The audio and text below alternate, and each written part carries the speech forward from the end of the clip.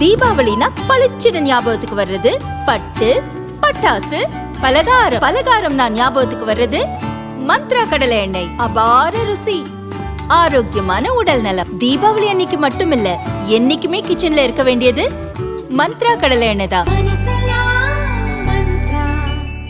மகாராஷ்டிராவில் நகராட்சி தேர்தல் முடிந்த நிலையில் வரும் 15ஆம் தேதி மும்பை, தானே, புனே, கோலாப்பூர், சோலாப்பூர், நாக்பூர் உள்ளிட்ட 29 மாநகராட்சிகளில் உள்ளாட்சி தேர்தல் நடக்க உள்ளது. பாரதிய ஜனதா, சிவசேனா, தேசியவாத Congress, உத்தவின் Shiv Sena, Raj தாக்கரேவின் MNS, சரத்பவாரின் NCB, OICயின் AIMIM உள்ளிட்ட கட்சிகள் மாநகராட்சி மேயர் பதவிகளை பிடிப்பதில் தீவிர கவனம் செலுத்தி வருகின்றன.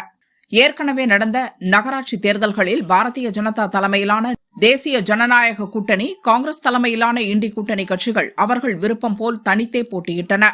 அவரவர் பலத்திற்கேற்ப பதவிகளை பிடிப்பதில் ஆர்வம் காட்டின.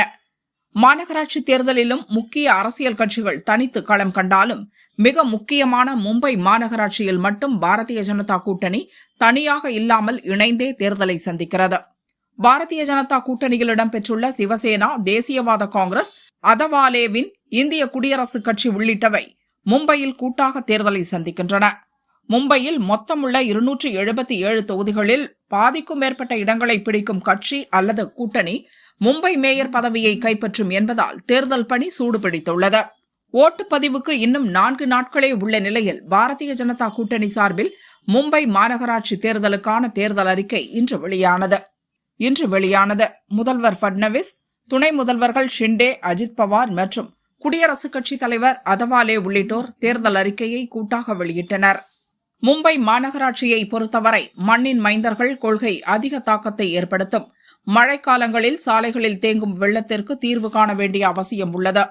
அங்கு வசிக்கும் பெரும்பாலானோர் வெளியூர் மக்கள் என்பதால் குடிசை பகுதிகளில் வசிக்கும் உள்ளூர் மக்களின் ஓட்டு அதிக முக்கியத்துவம் வாய்ந்ததாக கருதப்படுகிறது. ஆண் வாக்காளர்களை விட பெண் வாக்காளர்களே ஓட்டு போடுவதில் அதிக ஆர்வம் காண்பிப்பர் என்பதால் பெண்களுக்கான திட்டங்கள் அறிவிக்கப்பட வேண்டும். இது தவிர ஜென் இசட் தலைமுறையினரையும் திருப்திப்படுத்தும் வகையில் தேர்தல் அறிக்கை இடம்பெற வேண்டும் என பாரதிய ஜனதா கூட்டணியின் ஆலோசனைக் கூட்டத்தில் முடிவெடுக்கப்பட்டது.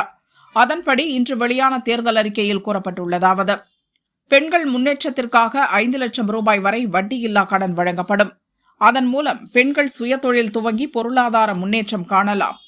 மாநகர பஸ்களில் பெண்களுக்கு 50% கட்டண சலுகை வழங்கப்படும். குடிசை பகுதிகளில் வசிக்கும் மக்களின் உரிமையை பாதுகாக்க தகுந்த நடவடிக்கை எடுக்கப்படும். அவர்கள் வசிக்கும் வீடுகள் கான்கிரீட் கட்டடங்களாக மாற்றித் தரப்படும். ஒவ்வொருவருக்கும் குறைந்தபட்சம் 350 சதுர அடியில் வீடு கிடைக்க ஏற்பாடு செய்யப்படும். குறிப்பாக தாராவி குடிசை பகுதியில் வசிக்கும் மக்களுக்கு அவர்கள் வசிக்கும் பகுதியிலேயே புதிய வீடுகள் கட்டித்தரப்படும். அங்கு செயல்படும் தொழில் நிறுவனங்கள் வேறு இடங்களுக்கு மாற்றப்படாது. அங்கேயே சிறு குறு தொழில் நிறுவனங்கள் இயங்க வழிவகை செய்யப்படும். மாணவிகளுக்கு AI தொழில்நுட்பம் குறித்த இலவச பயிற்சி வகுப்புகள் நடத்தப்படும். இளைஞர்களின் வேலைவாய்ப்பு பறிபோகாமல் இருக்க மும்பையில் ஊடுருவிய வங்கதேசத்தினர் ரோஹிங்கியாக்களை அடையாளம் காண புதிய AI தொழில்நுட்பம் பயன்படுத்தப்படும். இதன் மூலம் ஊடுருவல்காரர்களை இன்னும் வேகமாக வெளியேற்ற நடவடிக்கை எடுக்கப்படும். சாலை மேம்பாடு, குடிநீர் விநியோகம், மாநகராட்சி பள்ளிகளின் தரம் மேம்பாடு உள்ளிட்டவற்றில் கவனம் செலுத்தப்படும் என அந்த அறிக்கையில் கூறப்பட்டுள்ளது. நகராட்சிகளிலும் பிற மாநகராட்சிகளிலும் தனித்து போட்டியிடும் தேசிய ஜனநாயக கூட்டணி கட்சிகள் மும்பையில் மட்டும் ஒன்றாக கைகோர்த்துள்ளன. மகாராஷ்டிராவில் எத்தனை இடங்களில் வென்றாலும் நம் நாட்டு பொருளாதாரத்தின் உயிர் நாடியாக விளங்கும் மும்பையில் கோலோச்சுவது மிக அவசியம். நம் நாட்டு பொருளாதாரத்தின் உயிர் நாடியாக விளங்கும் மும்பையில் கோலோச்சுவது மிக அவசியம் என பாரதிய ஜனதா கருதுகிறது.